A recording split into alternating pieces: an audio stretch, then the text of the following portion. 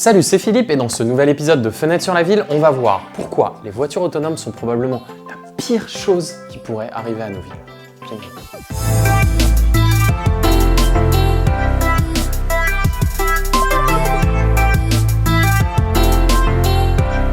Alors ouais, ça vous a pas échappé, depuis 3-4 ans à peu près, il y a une énorme hype autour de la voiture autonome. On nous dit qu'elle devrait être amenée à remplacer les voitures classiques à essence d'ici quelques années. Alors je vais pas me lancer dans un exercice de futurologie au doigt mouillé pour vous dire si ça arrivera en 2030, en 2040 ou en 2072, parce qu'à vrai dire ça, je m'en fiche un peu, mais on va essayer de comprendre comment et pourquoi ça pourrait considérablement changer notre urbanisme et plus généralement la forme des villes de demain. Il y a un paquet d'acteurs qui se sont déjà lancés dans des exercices de prospective sur le sujet, que ce soit les constructeurs eux-mêmes évidemment, les nouveaux acteurs de la mobilité comme les Uber, etc. Et puis tout un ensemble d'acteurs périphériques, les assureurs, etc., qui tous apportent leur pierre à l'édifice. Un type d'acteurs qu'on entend beaucoup trop peu à mon sens, ce sont ceux qui font la ville, les urbanistes, les architectes, les paysagistes, tous ceux qui, concrètement, participent à transformer cet espace qui devra accueillir plus tard les voitures autonomes. Alors ouais, les urbanistes, je sais, ils font un peu moins rêver que les Elon Musk et tous ces gens qu'on voit un peu partout dans les médias. Mais pourtant, ils ont des choses à dire et souvent des choses intéressantes, alors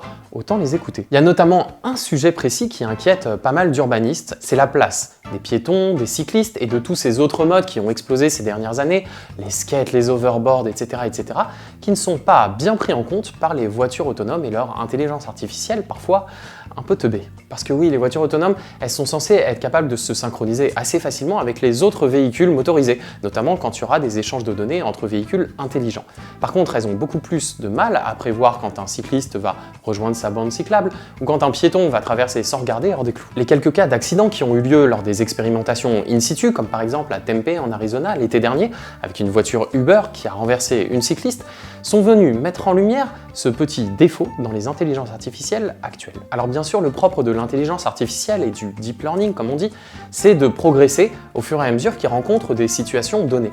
Le problème, c'est qu'on va clairement pas pouvoir attendre qu'il y ait d'autres accidents pour que les intelligences artificielles arrivent à comprendre que des enfants qui jouent sur le bord de la route, c'est potentiellement une situation dangereuse pour un véhicule. Le problème, c'est qu'il y a certains acteurs, on va pas citer le nom, mais qui en profitent pour faire un peu du lobbying en faveur d'un retour à l'ordre d'avant, quand les voitures et les autres modes de transport et de déplacement étaient clairement séparés. Et effectivement, pourquoi faire compliqué? Le plus simple pour éviter des accidents, c'est de séparer la voiture de toutes les autres activités urbaines. Et comme ça, plus de problème.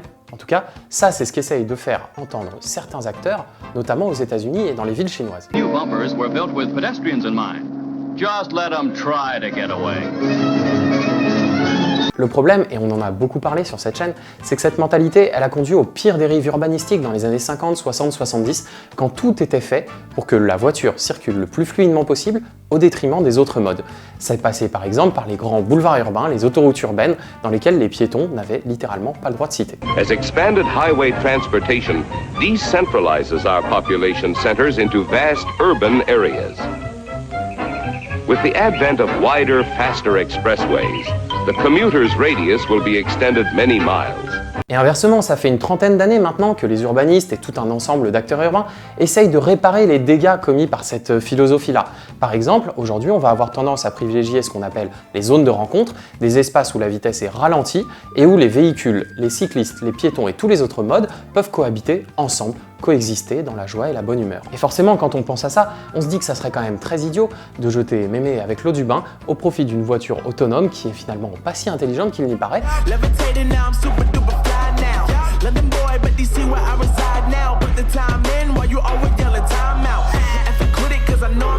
Sur le sujet, je vous invite à lire ce qu'a écrit l'agence vraiment, une tribune absolument fabuleuse qui s'appelle Voiture intelligente. Ville bête, le titre il est explicite, ça vous fera un quart d'heure de lecture, mais honnêtement, ça fait réfléchir et vous en sortirez pas déçu. Et il y a une étude très sérieuse du World Economic Forum qui a travaillé par exemple sur l'agglomération de Boston et qui montre que si les collectivités ne font rien pour accompagner le développement de ces véhicules intelligents, on pourrait se retrouver avec une augmentation du trafic de près de 5% dans le cœur de l'agglomération. Pourquoi? Tout simplement parce que si la voiture autonome facilite à ce point la vie des citadins, la baisse du coût du véhicule autonome ferait qu'il y aurait une concurrence avec les transports en commun et les gens préféreront le porte-à-porte plutôt que de prendre le bus ou le métro. Et ça risque de créer des nouvelles congestions alors qu'on pensait en être sorti grâce à tout le travail qu'ont pu faire les collectivités et les urbanistes depuis quelques années. Mais alors, comment on peut éviter ce scénario du pire? Là encore, il y a pas mal de réponses qui sont proposées, notamment par les urbanistes, et puis certains acteurs qui essayent de montrer que si on pense la voiture autonome au service des citadins, et par exemple d'une mobilité plus inclusive, on pourra trouver des solutions pour éviter que les voitures ne soient que des voitures personnelles, individuelles, et de retomber dans ce qu'on a connu avant. Je vous invite notamment à regarder ce qu'a fait l'agence d'urbanisme de la région de Mulhouse. Je ne pensais pas dire ça une fois dans ma vie, mais ils ont fait des travaux ultra intéressants sur la voiture autonome avec le projet Synfa, qui s'adresse aux personnes âgées et aux personnes à mobilité réduite en particulier. Et on voit bien comment la voiture autonome pourrait devenir un vrai atout au service de ces populations fragilisées. Là-dessus, je vous invite à regarder la vidéo non moins fabuleuse de Robin Chase, une entrepreneuse pionnière de la voiture en partage, qui a proposé un scénario du meilleur et du pire. I see two distinct possibilities for our automated car future: heaven or hell. We get to choose. Forward-thinking leadership is going to make all the difference. En tout cas, il y a un vrai débat prospectif qui doit se construire, qui a déjà bien commencé, mais ce que j'aimerais, et si cette vidéo peut y contribuer, j'en serais le plus heureux du monde, c'est qu'on écoute tout ce que les urbanistes, les architectes, les paysagistes et tous ceux qui font la ville auront à raconter sur le sujet. Petite parenthèse, mais les premiers concernés, ça sera aussi les citadins, et là-dessus, il faudra vraiment écouter ce qu'ils ont à nous raconter. N'hésitez pas à donner votre avis dans les commentaires, moi je serais ravi qu'on lance ce débat ici, puis plus généralement, vous pouvez, comme d'habitude, laissez un pouce si vous avez aimé, vous abonner à la chaîne pour être informé des prochaines vidéos. On se retrouve d'ici quelques semaines et attention, restez vigilants parce qu'on aura bientôt un nouveau format qui va sortir. Donc n'hésitez pas à nous suivre sur les réseaux sociaux, etc., etc. Moi je vous dis à très bientôt.